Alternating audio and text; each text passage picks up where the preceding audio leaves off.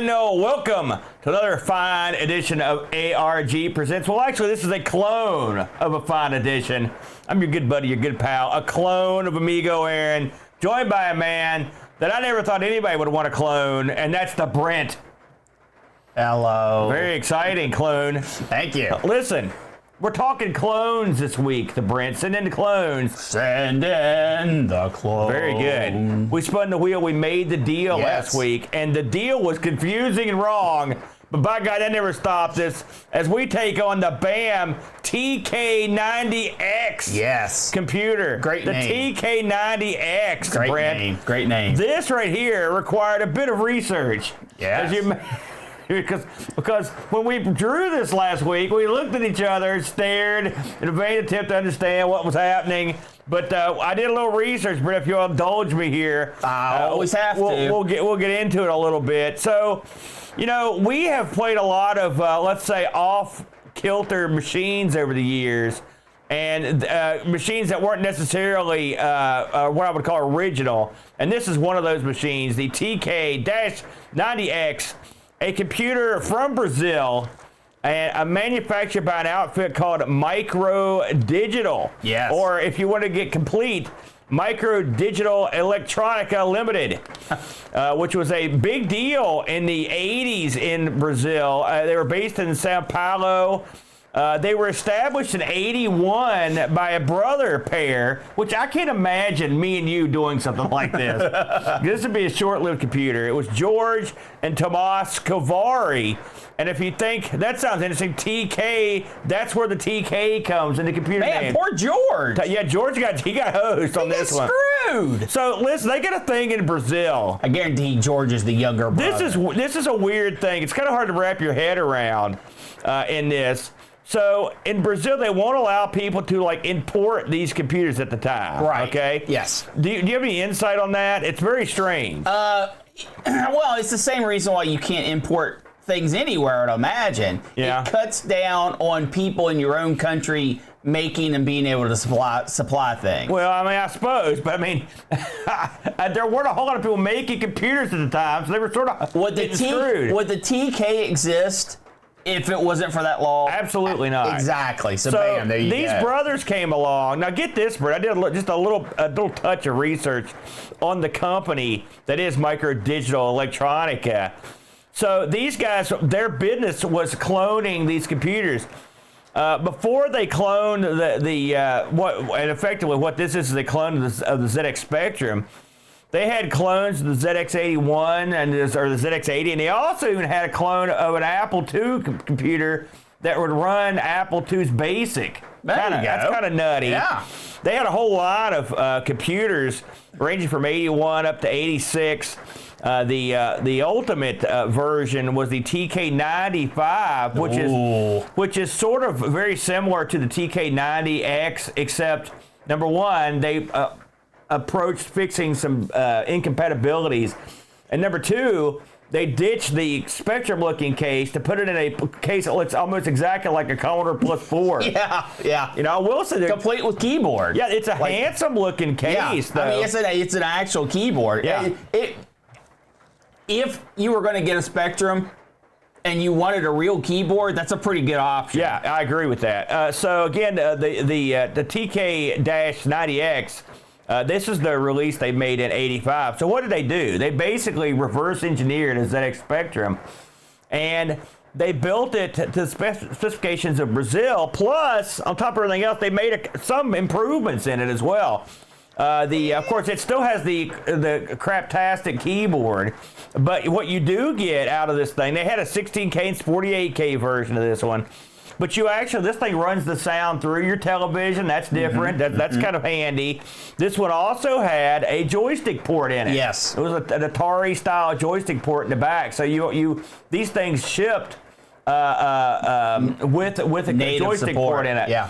It's funny because, it's funny, we've come across Brazil. We've played Brazilians a bunch of times. This isn't the first time or the last time they would clone stuff. But they do ultimately do a good job of sort of making them a little better. Yeah, because, and something to mention here, when the first one of these, the compatibility was like 90%. Yeah, it wasn't like they fumbled the ball and then had to rush to make a bunch of improvements. Yeah. No, they were really close right from the get-go. And the funny thing is, the few incompatibilities that were introduced were involving things like error messages being in Portuguese instead of in English. Stuff that you really can't help, for the most part. The keyboard, of course, was made for a Brazilian market, but they kept a lot of the same sort of accoutrement that the ZX Spectrum would have had originally on the keyboard for your programming shortcuts and whatnot. But I mean, effectively, it's mostly just more of the same in terms of the specs. So if you know anything about the ZX Spectrum, then you'll be in hand now. Well at home, yeah. So of course, we mentioned that this was done by Microdigital. Microdigital also allegedly did some software. I could find nothing but a few utilities that were labeled from them. In fact, researching software in Brazil that was, I put this kindly, officially licensed Brazilian software, not easy, which I'll get into a little bit more when I talk about my game. I was actually going to pick the demo tape that they did, that Microdigital did. Yeah. But boy, it was a copy of the one that was on the Spectrum with a few little changes. Yeah. I ran through that thing and I won't be going back. Yeah, but I mean, it's a handsome unit. Like I said, it's they did. You would think this might be crap. It's not. I mean, I think they did a pretty good job, and it's ended up being a very, very popular machine all over Latin America. I mean, these were dealt all over the place and did quite well. So, it's nice to see that somebody put something together that works and is accepted. Did you see what Sir Clive said about these? No. He was made aware of them. Yeah. And in a magazine article I read, he said, if these ever touch UK soil, people are going to pay. Yeah. Yeah. I looked at, they mentioned the prices on these. These prices are wacky to me. So, in 1985, you could get the 16K version for $214 US, and you could get the 48K version for $249 US. Yeah, I looked at the conversion. I thought this conversion's madness. It can't be right. Yeah, that's really expensive. But it was like that. These were $600 machines, basically, back in the day. But of course, if you've got the market and there's no one else can do anything, I guess Clive was safe. Yeah, maybe. So get this. This is what really. So we got a fellow in the Discord named Popsies.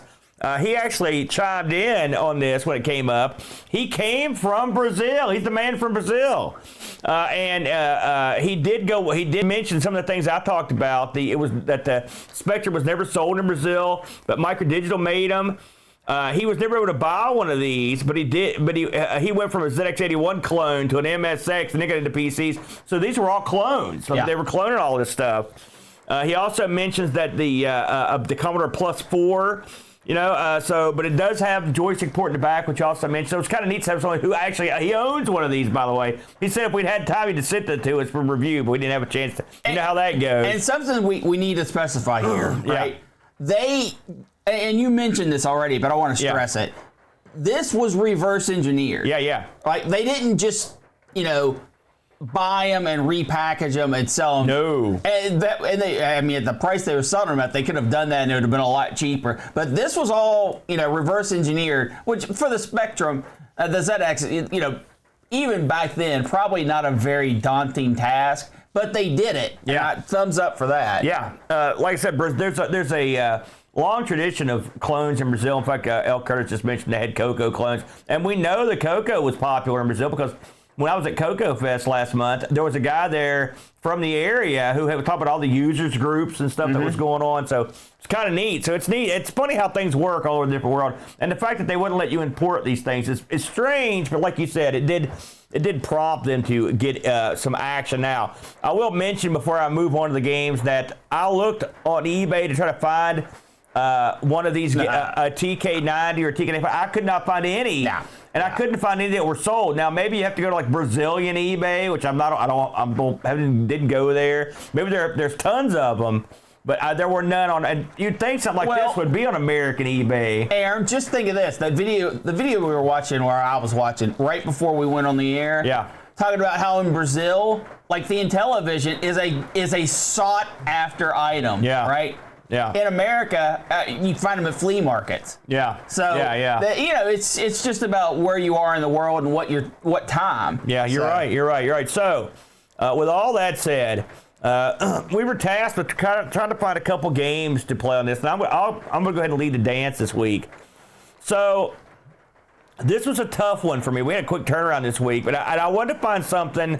I mean, the thing is, ties to the TK. The TK-90X, it will run 90 to 95% of the Speccy software. Yes. Okay, so I could have picked anything from the entirety of the Speccy library. Pretty much. The huge 48K library. and below. Right. Yeah. But I wanted to have something that I knew got a release in Brazil. This was not easy to find. I found tons of companies that were listed as having distributed stuff in Brazil, but I couldn't find any individual titles. Right. I found like one, but I got lucky because I actually ended up enjoying the game quite a bit. So the game I chose this week, Brent, is The Tomb of Dracula. The Tomb of Dracula, or as it's called in Brazil, O Túmulo de Dracula. I like it. That's an exact pronunciation. Yeah. I'm sure all of our Brazilian fans were like, oh. Yeah. So The Tomb of Dracula, as They're more like, oh. The Tomb of Dracula, I'll talk about it for henceforth, was published in the rest of the world by Felix Software, and who only really had one other credit I can find called Castle Colditz. In Brazil, this was distributed by Cybertron Software. According to what I found, again, records are sketchy at best. Let's put it that way. Cybertron only did two other games. There was actually one other game. There was a program called The Artist, which was like a paint program. And then there was a Frogger clone called Toady. It looked okay, for what I could see. Now, I looked long and hard to try to find who wrote The Tomb of Dracula. All right? Okay, so guess what? I couldn't find it. And it's not mentioned anywhere. They went into hiding. So there's one Retro Gamer article I found where a guy talked about how he beat the game, which I'm going to reference. But he mentioned in his article that this game was developed by Malcolm Evans. I can't find any proof that Malcolm Evans did this game. Now, Malcolm Evans is a famous Speccy programmer who was behind 3D Monster Maze and Trash Man. These are two highly touted games. I played both these. They're both great. I don't think he had anything to do with this, although there are some fingerprints of sort of gameplay that he would do. Right. But I think this is a incorrect assessment in the article. But your mileage may vary. So if anybody knows who programmed this, I'd love to know. And I didn't give this the old college try. I mean, I went out and really looked. I couldn't find jack squat, so I have no idea who made The Tomb of Dracula. This was released in 1983 on the Speccy and on the TK-90X. This also had a ZX81 release in 1982. Well, because if you look at the ZX81 release, it's exactly the same, except with no color. So and this is something that happened a lot. Maybe that made me my surprise. Okay, go ahead. This happened a lot, where they would take ZX81 games, they would port them to the Speccy, and I think that's the basic too. So it's not that tough. Yeah. Get this. So I'm nosing around. This got a 2004 port to the C64. And I looked at it, and it looks great. I was real impressed with that. So that's something to look for. This originally sold for £4.95. This was also part of what apparently was a pretty popular compilation tape. It was the B-side to a game called Only Rock and Roll. It's Only Rock and Roll, which is a game where you actually start your own rock and roll band and manage them. Wow, that sounds way awesome. And get this, who did this one? K-Tel Productions. So I don't know if it's the same K-Tel that we knew here in the States that made all the cheap compilation albums, but this is the UK version, so I thought that was funny. So what is Tomb of Dracula? Well, Tomb of Dracula... I'm still trying to figure it out. Listen, I don't know why you're so down on this game, because I really thought this was a fun game. So Tomb of Dracula has you as an explorer and you are at the entrance of the Dracula tomb, right? And you're going in to seek. You're going in to get loaded with wad. You know what I mean? And cash. And so what do? You go through the tomb, and the goal of this thing is to get out the other side and survive Dracula's tomb. Simple stuff, right? The game starts out with a little wall of text that tells you what you're supposed to be doing, and then it proceeds to draw a map. Okay, it's a simple map. In a red square, and on the map you will see different characters that go up and down the map. Okay, these characters have meaning. Each of these characters will tell you what is in that particular area of the map. You've got everything from empty vaults to places to get extra stakes, because you need stakes to kill Dracula, ghouls, zombies, slime pits. You can also come across staircases. And then, of course, if you see a D on the map, but you won't see that at the starting map, that's Dracula. All right? Now, once it gives you a few seconds to look at this map, like, say, 30 seconds, you need to memorize the heck out of this map. And then once the game starts, you're going in. And when you start the game, the controls are simple. It's a north, south, east, and west sort of affair. And as you push the button, it will update the screen. It's a flip screen game. There's no actual animation per se. It shows you the screen. What's nice about the game is they render these screens and characters. So sometimes you'll see like 3D areas of the map. Like it shows you different hall and stuff as you go through it.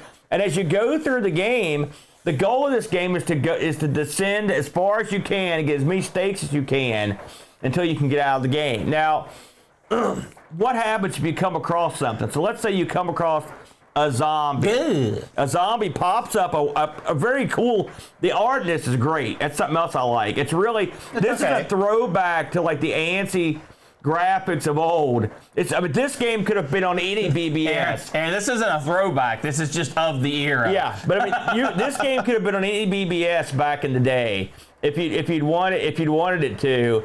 I love the look of it. It's very old school. You can tell this came from a ZX81 because it doesn't take advantage of like what I would call the advanced computing abilities of the ZX. ZX Specky. The Z80 chip was not stressing over this one. So as you go through the game, you'll come across zombies, ghouls, and when you come across them, it takes a certain amount of stakes to kill them. You start off with a certain amount of stakes. I think it's like 7 or something like that. Yeah. And then as you go through the game, sometimes you'll pick up stakes. When you come across like a monster, it'll say, okay, you've got 15 stakes. This monster is going to take 6. And so you'll kill the monster with 6 stakes, then you've only got 9 left. You used up 6 of your stakes. Often you can pick stakes up in these areas called mystery vaults. Or sometimes just on the ground. Sometimes you'll just come across them. At the mystery vault, you can get loaded up. You'll find a ton of these stakes. And every so often, the game will say, listen, sunsets in 30 minutes, 25 minutes is a countdown. Yeah. It's not a real-time countdown. No, it's every so many moves. Right? Yeah. It's like every 5 or 6 moves. And eventually, it'll say the sun has set and Dracula is out. That means Dracula has been released into the maze. All right? So, as I mentioned, you want to head towards the stairs because you're trying to descend into these caves. So that's every time you get a chance to memorize the map, you do it. Now, every once in a while, it will say, listen, would you like to give up 4 stakes, 6 stakes to look at the map? And then you can look at the map, and it'll show you everything you saw at the beginning, plus it will show you where you're at and where Dracula's at. All right? And so this is like, sometimes it's worth spending the extra stakes to get to an idea where you're at and find the staircase. Staircases are represented by equal signs, and so you want to head toward those. So Dracula will come up on you occasionally, and when you see him, you have to have the amount of stakes it's going to take to kill him. Okay, anytime you don't have enough stakes against any creature, you're dead. Or environment. Or slime pits. Yeah. Which you could also fall in. So. And that's the end of the game. So this game can be difficult and short if you don't pay attention. But if you pay attention, you can have a really fun time making your way to the vault. You're gonna have a good chunk of the vault memorized as you go through. But you're going to eventually get to a point where you screw up or you hit a wall or something, and you don't know where to go. And at that point, it gets real creepy because you're just blindly going through the maze. You have no idea what's going to be in the next room. I like that. I like that angle on it. Once you get down the stairs, you're rewarded with a certain amount of stakes. All right. Dracula, if you they just lay him on the stairs for you. If you kill him, it's a reward for doing good. Dracula, I think they're like hanging on the wall in the stairwells as decoration. All the people have tried to kill Dracula. Sure. Dracula, if you kill him, and you can kill him, but it's Dracula. He's not just going to stay down. He's a bloodsucker. He gets up, and he'll be pretty near you. So you've got to keep moving and get away from Dracula. He's on your tail when he comes out. Now, I thought, man, I got all the way to level 3. I was so happy. I thought, man, I did a great job. So I'm going to reference the article I was talking about that was in Retro Gamer. So one of the popular things to do in this game is to basically break out of it and edit it to give yourself like tons and tons of stakes and make Dracula come real late. Right. And he did that. And so, that's cheating, and I don't condone cheating. But I will say, the good news is, he gave himself a 999,999 silver stakes, and he made Dracula not wake up for 24 hours so he could complete the game. And he got to what apparently is the end of the game, level 27. He got a message that says, congratulations. It leads to the vampire's treasure vault with 500,000 pounds worth of jewelry. A tunnel leads you out of the tomb. After braving X amount of vaults, you have X amount of stakes, and they're worth, X amount of pounds. So there's a reward system based on how much, because each of the silver stakes is worth money. And so you'll accumulate, and it tells you how much money they're worth as you go. So there is an ending to the game. 27 levels down is a long way to go. Let's just put it that way. And I'd like to see the guy that can get there without cheating. That would be a tall order. But overall, I found this game quite charming. It had and someone even mentioned it in the chat, this had a Hunt the Wampus feel to it, except way, way more advanced than Hunt the Wampus when I used to play it on the TI-99. This has the memorization angle is fun. The monsters are fun. The way they are rendered and the sound effects are pretty good. Whenever you go in the mystery vault, it plays a little ditty, like a little vampiric ditty, which I like. Dracula is awesome looking. When he pops up, the art, all the monsters the art is very cute and charming. I love this game. I thought for what it was a lot of fun. I know you can't wait to bury it, so go ahead. Well, this just good game, bad game. I'm not going to make that judgment call. Oh. This game is strictly not for me. It's a memorization game. Sorta. No. What do you mean sorta? What other gameplay is there? You're gonna get to a point where you don't know where you're at, and then it becomes a scarier game at that point. I think. Okay. I don't agree, but okay. It gives you the entire map, and the map is randomly generated. So sometimes you will just be able to go north 15 times and run right to a staircase and nothing else, or you might pick up 30 stakes in that. It's random. So sometimes the map's incredibly easy to memorize where you're going, but you only get the map for the first floor. Yep. When you go to the second floor, that is when you're completely in the dark. And it randomly asks you if you want to use stakes to look at a map. So the way to play this game, look, there's two ways to play this game. Are you playing it just to explore and see how far you can make it, or are you playing it for money, for cash, trying to get a high score? If you're playing it to see how far you can get, you basically have to go around the first stage and collect as many stakes as you can, because Dracula is going to wake up no matter what. And Dracula doesn't take any more or less stakes than a zombie does. At least that I found. I killed Dracula on multiple occasions. Oh yeah, he did, but he didn't stay down. Right, but the thing that doesn't make any sense to me is you stake him, right? He's gone for a little bit, and then the next zombie I ran into took like 4 times as many stakes. Yeah, as it took. the zombies get hungrier down at the bottom. The stakes that you need are completely random. The amount that you need is completely random. At least it seems to me. There are definitely levels. Slime pits are the least amount to get past with stakes, which I don't know how that works, but okay. Yeah. And then you've got ghouls, zombies, and Dracula. This just isn't my type of game. I get what they're going for, and it does it well enough, with one huge exception, and this is probably what kills it for me. Everything takes so long to do.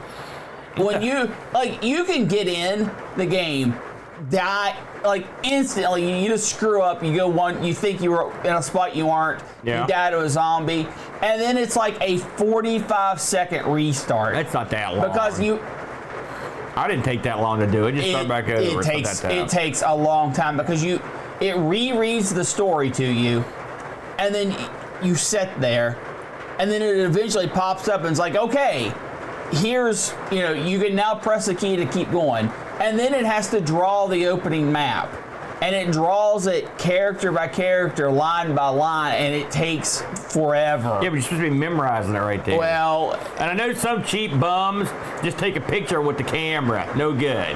You need to memorize and play fair. Well, I mean, it depends on what you're trying to do. If you're just trying to experience the game, I can see. I like the fact that when you get down the staircase, they didn't reload, so you have to sit there for a while longer. That does reload. But I mean, again, I think part of this is a game that is out of your era. This is a game, when I was younger, this was the kind of game you might pull off a BBS or something.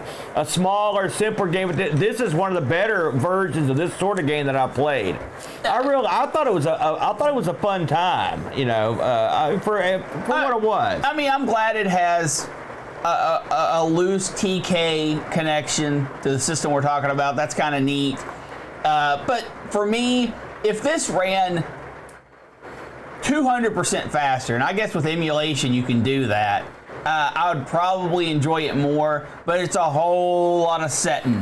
I think as a little kid, you'd find this kind of creepy, frankly. And I've read eyewitness accounts of people that said that thought this was a creepy game. I mean, mystery vaults are probably the creepiest because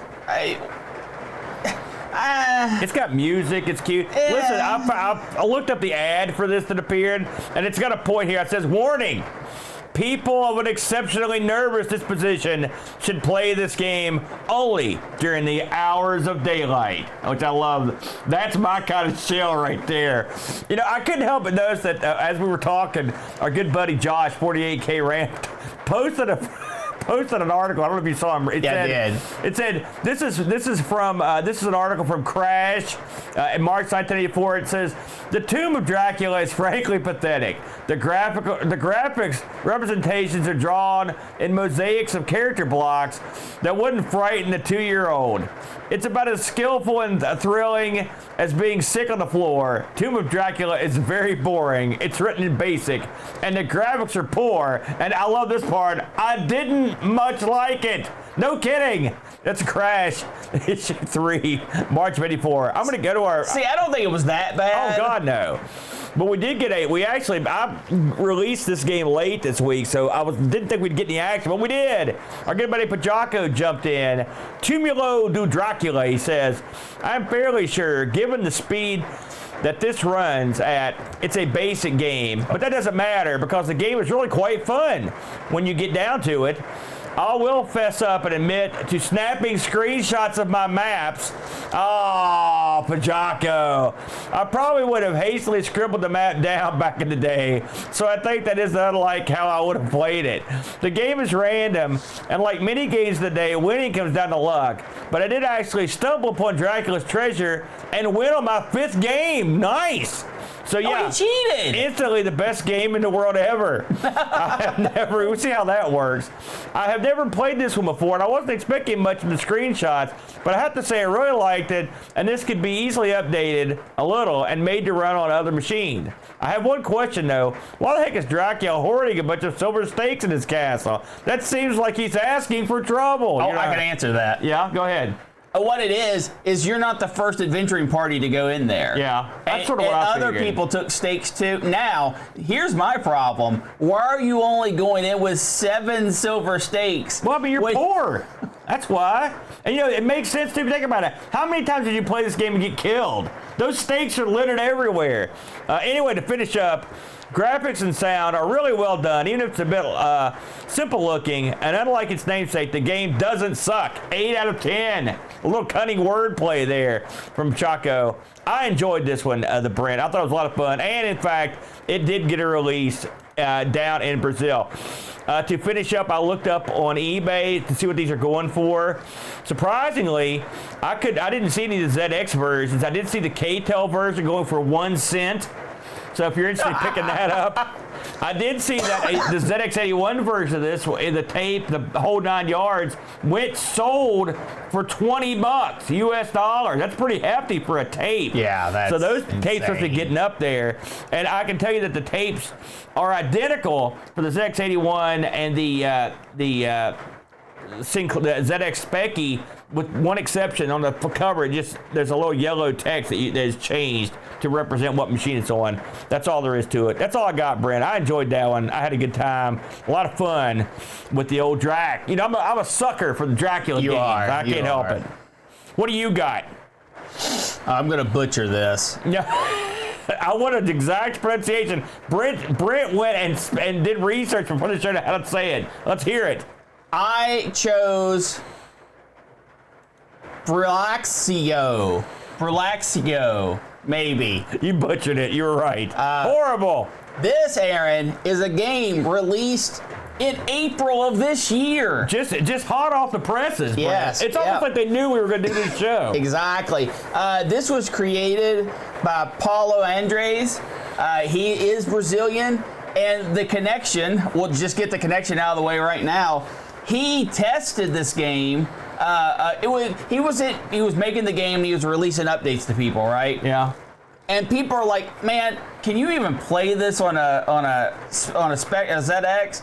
This doesn't look like something that's going to run on the ZX." Yeah. So he pulled out his TKs, like boom, He had loaded it up. Yeah, he had a TK-90X right there in the video. So he, this was tested at the very least. I'm not saying he did all his programming on it. In fact, almost certainly no. But all the testing was done on a TX.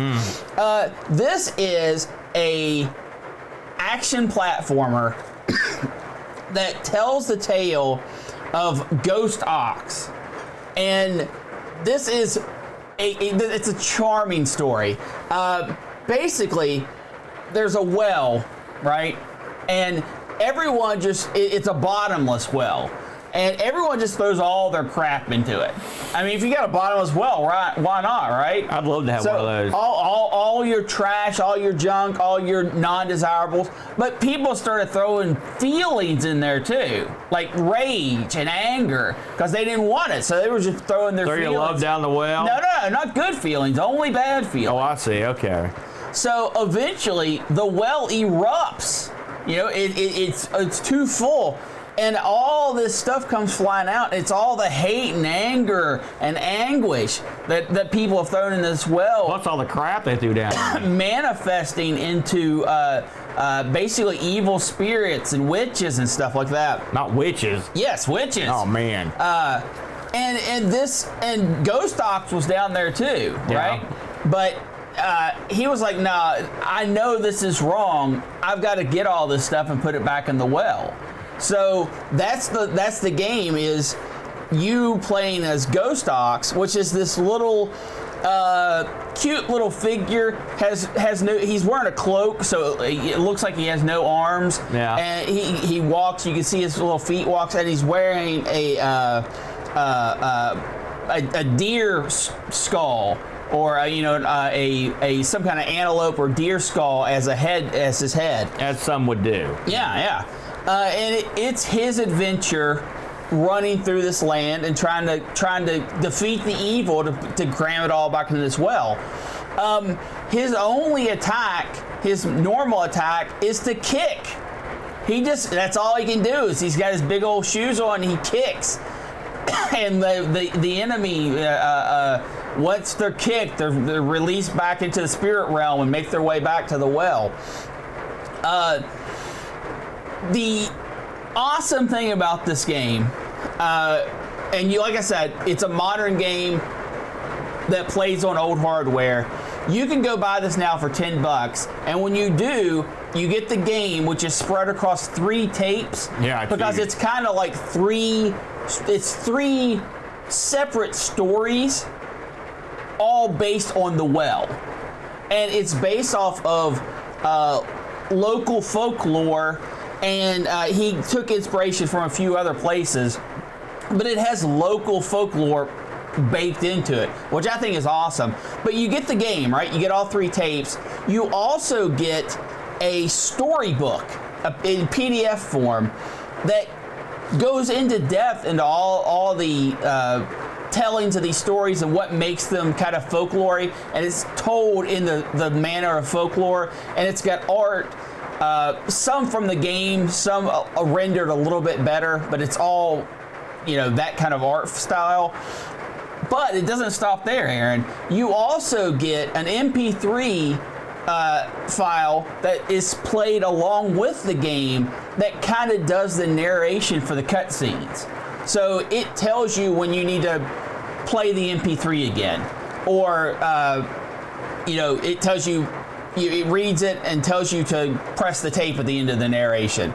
So you get all this bundle, all these in one package. You get it in Portuguese, and you also get it in English, and depending on which file you run, is your control scheme kind of takes care of it that way. Of course, you can play with the joystick as well.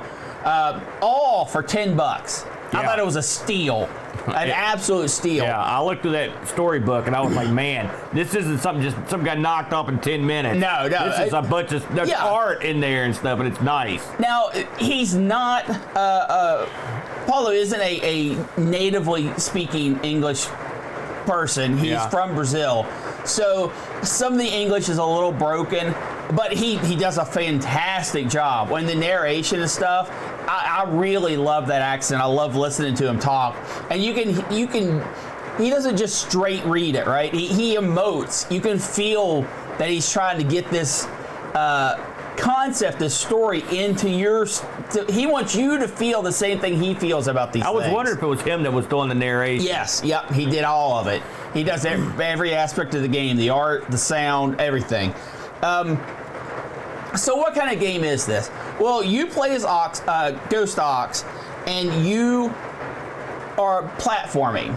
And the screen almost looks like a shadow box to me. It looks like you've got a flat plane and a background, right? If that makes any sense. And you are playing in the flat plane in front of that background. But it's not... It's the bottom of the screen is angled, so it looks like it has way more depth than it does. Here's the thing. Yeah. I'm going to jump in right now. All right. The art style in this it's the best. It's fantastic. It's the best. Yeah. This guy, he took all the strengths of the ZX that they've got and all the weaknesses of it, and he managed to do something remarkable with this. Yeah.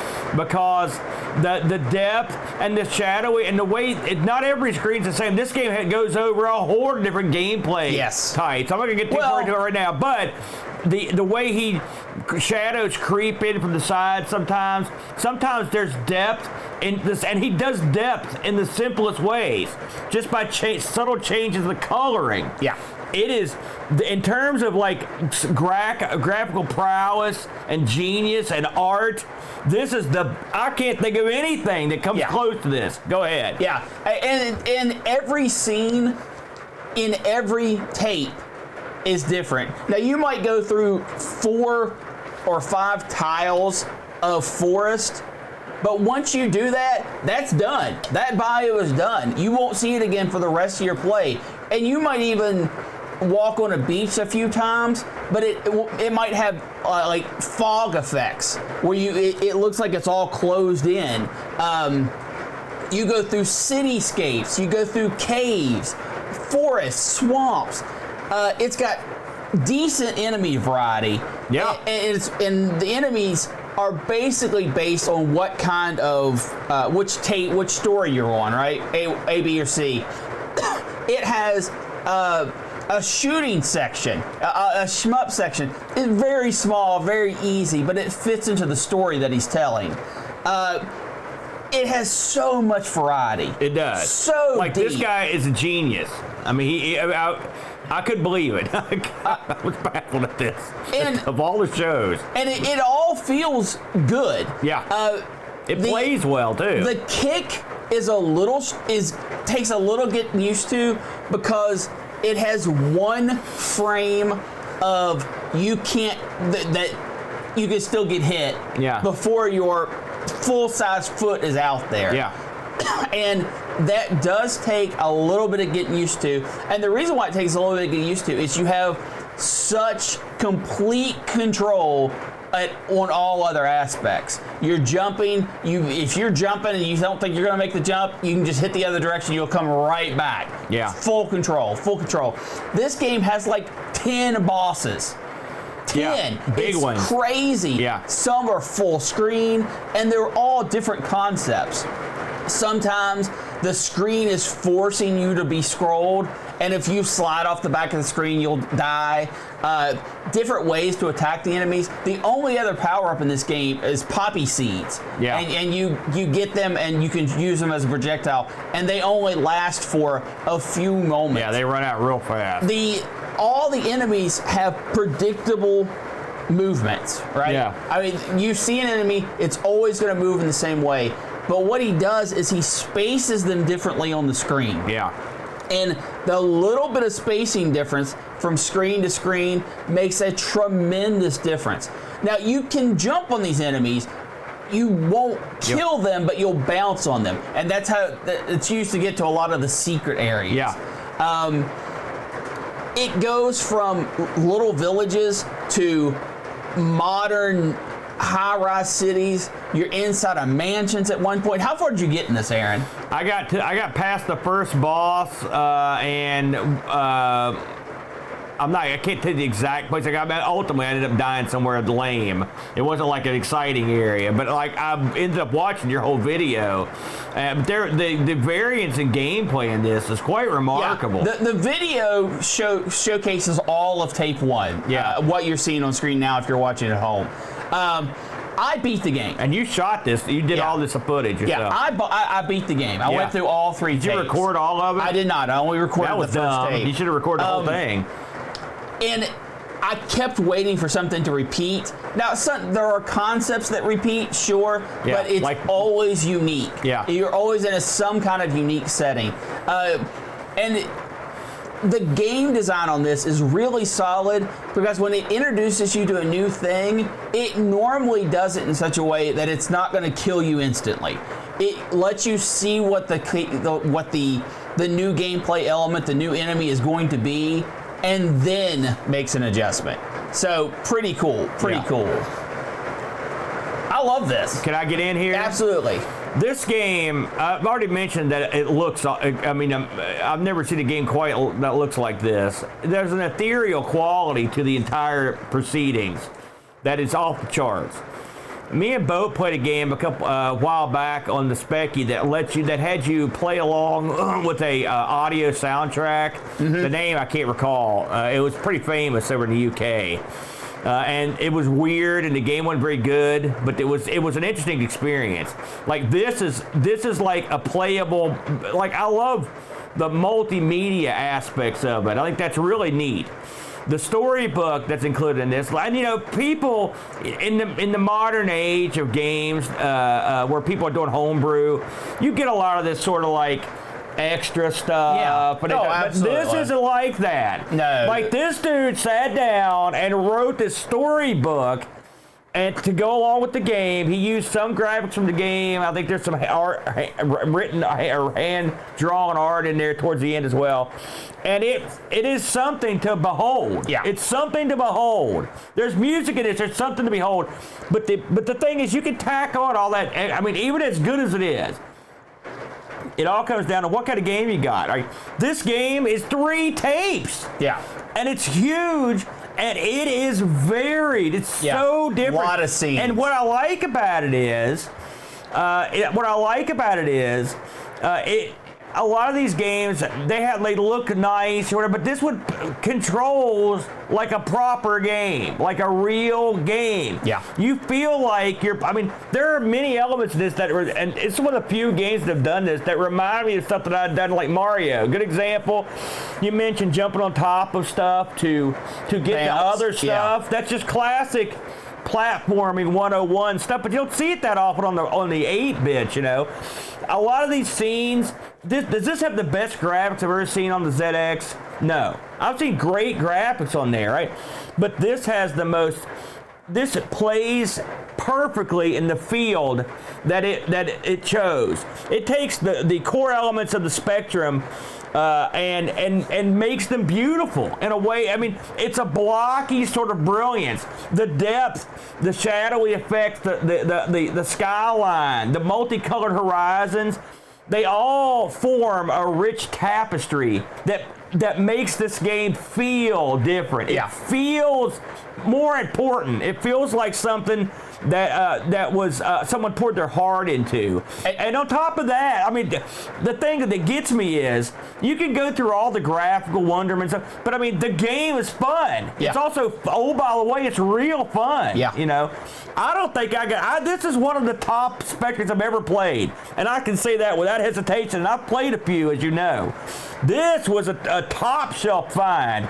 Now, you got lucky. I know how you got there, because it's funny that we would get be doing a show on the TK-90X and come across this Brazilian game. Yeah. You know, but this right here, this is a game of the year caliber. Like blew me away. I can't overstate how incredible this was. Yeah. I give this 10 thumbs up. And by the way, when you said, listen, I bought this game, I was like, you idiot. I thought about this is a buyer. You buy this one. Yeah. You get because the accoutrement that comes with it makes it fun. The fact that it's in English and it's in Portuguese, added bonus, right? He did an English version. This should be a big deal. I know it was covered on Indie Retro News a while back. Yeah, it was covered. Yeah. But they need to sell a ton of these. And people over in the UK who may not think to themselves, or people in Europe that might be like, Brazilian. No. Get in there right now. Go buy this thing. It's top shelf. Absolutely. I'm out. Yeah, I really enjoyed this as well. This is probably this could probably be my second favorite ZX Spectrum game. I really feel like he poured some heart and soul into this. Yeah. And it's not completely without flaw. I think some of the boss loops go on a hit or two long. I mean, once you get the pattern, you know the pattern, you're showing that you can succeed at the pattern. I think they run a little long. But that's such a small. And such a small thing. We didn't go into the fact that, like, hey, there are levels of this where you're moving to get speed and doing stuff. There are levels of this where you're going like some of this reminded me of stuff in like all the classic trope where you're on the elevator and you're going up and there's things attack you. That stuff's there and you're jumping back and forth. He really does mix in a lot of different gameplay elements, but he mixes them in a very original way. You know, we did get a review of this. One more thing I want to say. Go ahead.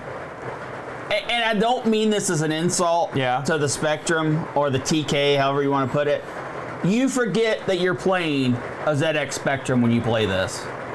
And you just get engrossed into the game. Yeah. And that's what's important. It's not what you're playing You can port this to any number of machines, but by God, they better not screw with the graphics on it. Yeah. I don't care what machine it goes to. Amiga, Atari ST, IBM. Don't screw with the graphics. The graphics are part of it, you know. Yeah. Pajako had to go at this. He says, this is one of those games that would be right at home on the NES, Game Boy or Master System. The developer of this really seemed to work with the Spectrum hardware limitations, and what we end up with is a beautiful looking game that somehow manages to look better when playing than it does in screenshots. That's true. Absolutely. Add to that the audio narration, and you have one of those fantastic interactive experiences on limited hardware from back in the day. Is the gameplay itself anything revolutionary? No. But it takes an established type of game and executes it really well. Now, I will say I have only made just over halfway through the game at this point because it's a game that requires you to be reasonably quick on the old reflexes, and I may have muttered the odd cry or squeak as I desperately tried not to lose my last life in a boss battle.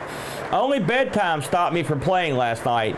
Even if you only play the demo, find some time to play it. You won't be sorry. 9 out of 10. And if you play it on the TK-90X, even better. Yeah, and this does have a demo. I believe the demo takes you through the entire first tape. Yeah. I played the demo for a very small amount of time just to make sure it was going to work, and then went and bought the game, so I can't be 100% sure. Yeah. But yeah, go get the demo. I think once you play the demo, you're going to go and buy the full thing. By the way, I mentioned it's on the screen there, but if you're listening at home, if you would go to amaweks.itch.io, this guy's got a whole catalog of games. Might be interested in trying some of his other efforts. Yeah. It's funny, I looked at maybe picking one of these up, but I didn't want to pay, but now I've turned the tables. Because listen, you get the money when I know the game is that you're a good hand. Yep. So I may have to go for that. Brent, as we close up shop on the TK-90X, what'd you take away from this one? That it's first of all, again, the Spectrum or its sister systems in this case, Yeah. continues to impress me.